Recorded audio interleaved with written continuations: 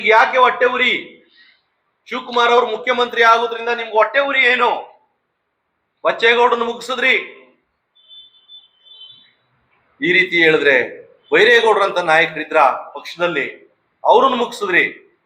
ನೀವು ಮುಗಿಸಿರ್ತಕ್ಕಂಥದ್ದು 100 ಜನದ ಪಟ್ಟಿ ಮಾಡಬಲ್ಲೆ ಈ ರಾಜ್ಯದಲ್ಲಿ. 100 ಜನದ. ನಿಮ್ಮ ಮಕ್ಕಳ ವ್ಯಾಮೋಹಕ್ಕೆ, ನಿಮ್ಮ ಮೊಮ್ಮಕ್ಕಳ ವ್ಯಾಮೋಹಕ್ಕೆ ನೀವು ತಂದೆ ಮಗನ್ನ GT ದೇವೇಗೌಡರು, ಹರೀಶ್ ಅವ್ರಿಗೆ ತಂದೆ ಮಕ್ಕಳಿಗೆ ನಿನ್ನೆ ನೀವು ತಂದು ಮಡಗಿ ನೀವು ರಾಜಕೀಯ ಮಾಡ್ತಾ ಇದ್ರಿ ಚಾಮುಂಡೇಶ್ವರಿನಲ್ಲಿ. ನೀವ್ ಹೇಳ್ತೀರಿ ಚಾಮುಂಡೇಶ್ವರಿ ಕ್ಷೇತ್ರಕ್ಕೆ ಹೋಗಿ, ನೀವೇನ್ ಹೇಳಿದ್ದೀರಿ ಮೊನ್ನೆ ಚಾಮುಂಡೇಶ್ವರಿ ಕ್ಷೇತ್ರಕ್ಕೆ ಹೋಗಿ, ಹಾಲಿ ಶಾಸಕರಾಗಿದ್ದಂತ ನಿಮ್ಮ ಪಕ್ಷದ ಚಿಹ್ನೆಯಿಂದನೇ ನಿಂತಿರ್ತಕ್ಕಂಥವ್ರಿಗೆ 75ರಿಂದ 80 ಸೀಟ್ ಬರ್ತೀವಿ ಅಂತಿರಲ್ಲ ಕುಮಾರಸ್ವಾಮಿ ಅವರೇ. ಇನ್ನು ಕಾರ್ಯಕರ್ತರಾಗೆ, ಮುಖಂಡರಿಗೆ ಇನ್ನು ಎಷ್ಟು ಮೊಣ್ಣೆರ್ಚುವಂತ ಕೆಲಸವನ್ನ ನೀವು ಮಾಡ್ತೀರಿ ಕುಮಾರಸ್ವಾಮಿಗೆ? 75ರಿಂದ 80 ಸೀಟು 4 ಸಾರಿ ತಾನೇ ಎಣಿಸಿದ್ರೆ ಬರ್ತಾವ ಸ್ವಾಮಿ ಮುಂದಕ್ಕೆ? ಭಾರತೀಯ ಜನತಾ ಪಕ್ಷದ ನಾಯಕರನ್ನ, ಪ್ರಧಾನಿಗಳನ್ನ ತಪ್ಪಿಕೊಂಡು, ಅಮಿತ್ ಶಾ ಅವ್ರು ತಪ್ಪಿಕೊಂಡು ಹೋಗಿ ರಾಜಕೀಯ ಮಾಡಕ್ ಹೋಗಿರೋರು ನೀವು. ನೋಡುವ ಸಾಧ್ಯವಾದ್ರೆ ಎಷ್ಟು ಸೀಟ್ ಗೆಲ್ತೀರಿ ನೀವು. ಸ್ವತಂತ್ರವಾಗಿ 124ಕ್ಕೆ ನಿಂತು ನೋಡಿ. 150 ಸೀಟ್, 150 ಕ್ಷೇತ್ರದ ಠೇವಣಿ ಬರಲ್ಲ ನಿಮಗೆ.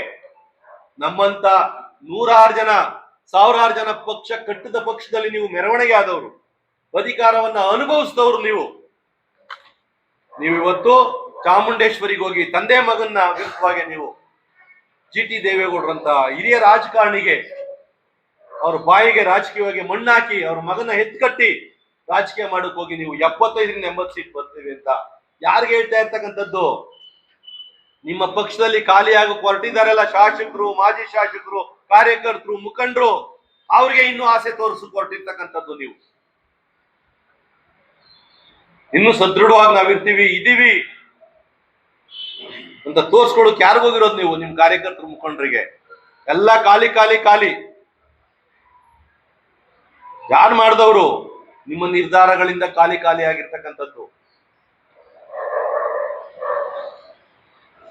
ಇನ್ನು ಮುಂದೆ ನೀವು ಯೋಚನೆ ಮಾಡಿ. ಅವೆಲ್ಲದಕ್ಕೂ ನಮ್ಮ ಹತ್ರ ಪ್ರಶ್ನೆಗೆ ಉತ್ತರಗಳಿದೆ.